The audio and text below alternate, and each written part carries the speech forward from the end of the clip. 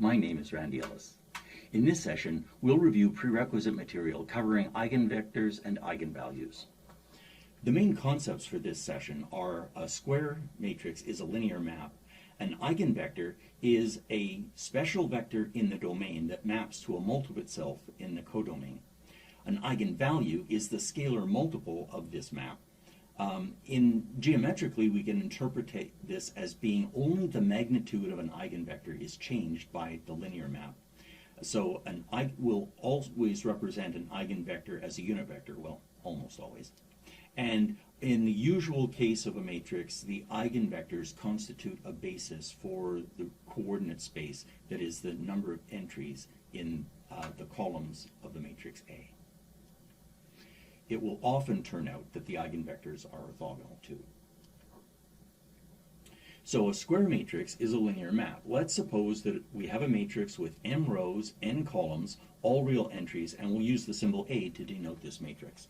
As a linear map, this maps a vector in the coordinate space of size m to a vector in the coordinate space of size m. And we can think now of some vector that's in the domain mapping to some vector that's in the codomain. Now these are the same space because they're both Rm. So it's unlikely, but it is possible that if we use A to map W and we get C, that W equals C. It's possible, but quite unlikely. It's more conceivable that there is some real number so that when we take W and we use A to map it, what we get is W, but its magnitude has been changed. For example, we already know such vectors. If a vector Z is in the null space of A, then A times Z equals 0 times Z equals the 0 vector. So we've already come across these special vectors, these ones where there's this special property. For the null space, this beta value is 0, and now we wonder, can this beta value be non-zero? And the answer will be, in general, yes. Suppose that we have this square matrix A with m rows, n columns, and real entries. What we want to do is we're looking for a vector that's in the domain of A and a scalar, and now we'll use the symbol lambda to represent this real number. And what we're looking for is a vector with these properties, is it maps to some scalar multiple of itself. If we rewrite this, what we can do is we can't, this is a matrix vector product, this is a scalar vector product, so we can't really work with them. But what we can do is we can note that the vector V is the same as the identity times V. So this is a little numerical analysis trick. It's like putting a 1 in, but now we're going to put a whole bunch of 1s in the form of an identity. When we do that, that means we can take it over to the other side, which means that A times this special vector minus lambda times the identity times this special vector equals 0.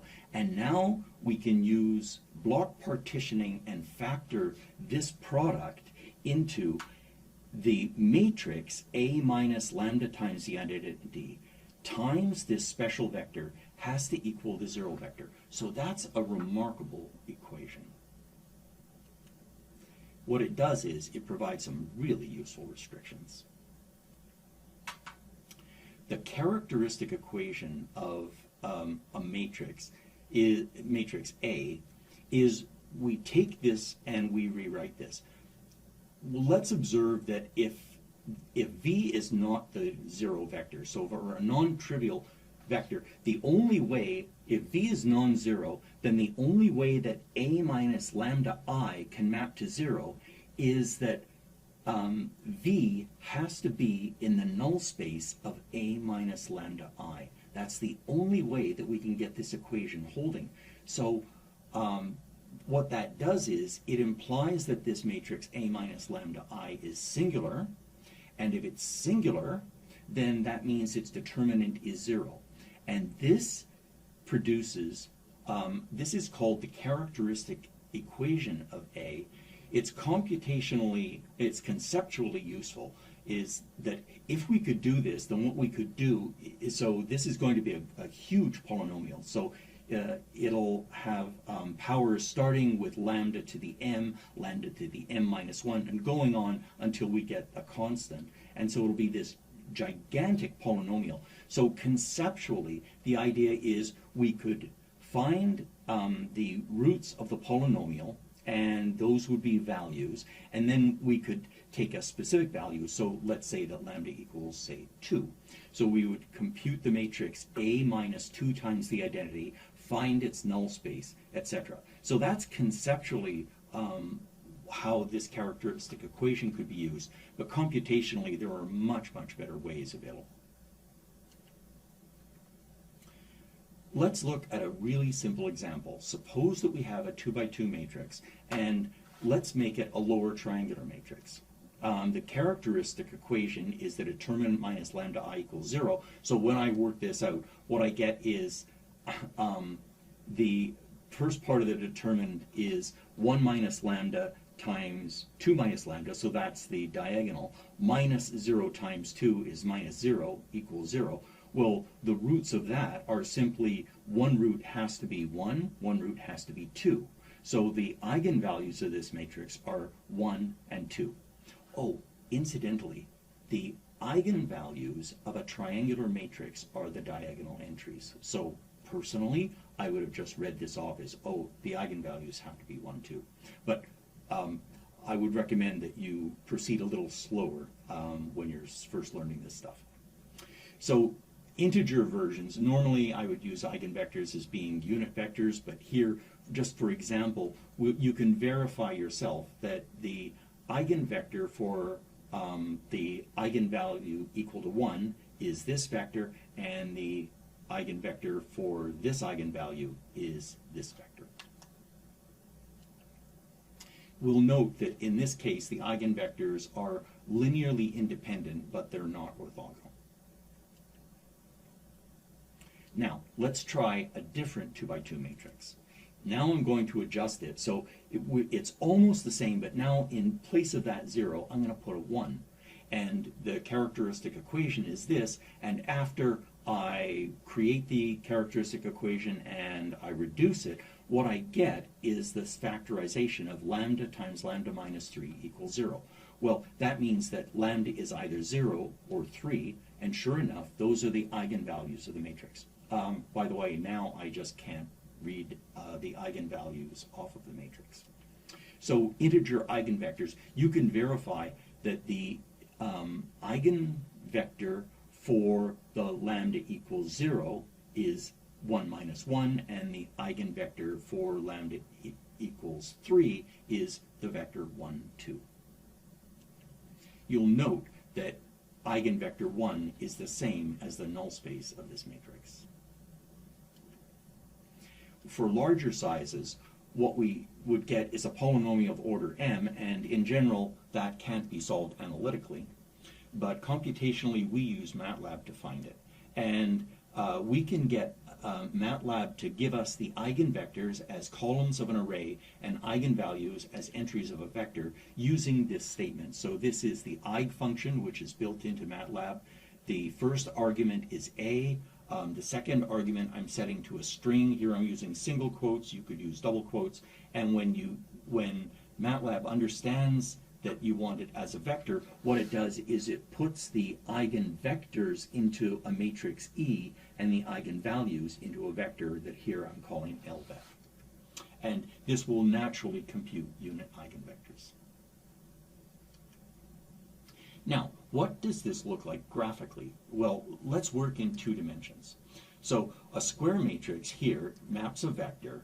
So we'll start out with a vector in white, and we can represent this as, in general, as 3 operations. One is scale the vector, so make it longer.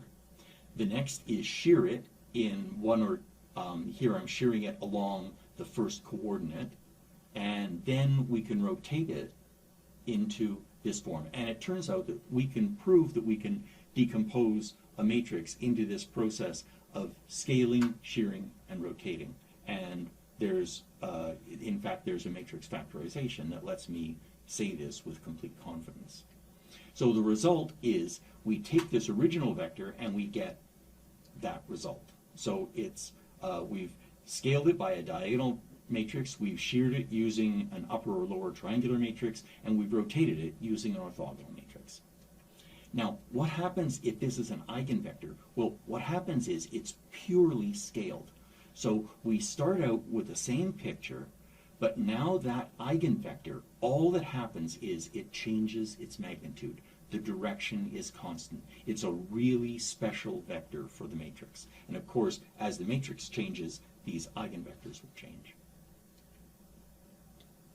So usually, for most of the matrices that we'll come across, the eigenvectors are a basis for the coordinate space with m vectors that have m entries. By convention, these are unit vectors. And what that means to be a basis is that any vector in the coordinate space can be represented as a linear combination of the eigenvectors. And here we're referring to these alpha components as these alpha terms as the component of u in this basis. And a fact, which is something true I'm not going to prove, is that almost all matrices have linearly independent eigenvectors. There are specially constructed ones that don't, but most of the ones that we'll come across have linearly independent eigenvectors.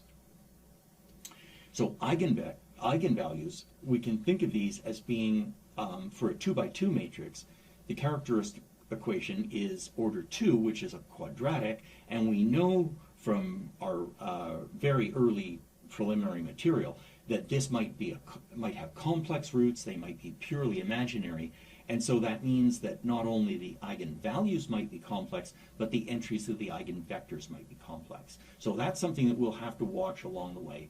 A special case which occurs quite often in our material is for a symmetric matrix. So if a matrix is symmetric and has all real entries, then it can be guaranteed that it has only real eigenvalues.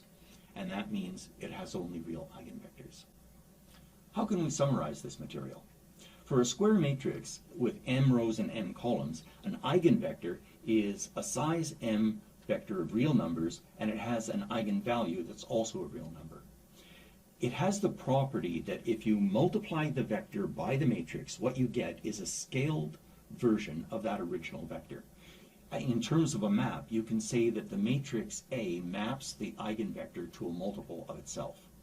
Eigenvectors are, in general, a basis for the coordinate space. There are exceptions, but by and large, for the matrices that we'll be looking at, the eigenvectors constitute a basis for the coordinate space.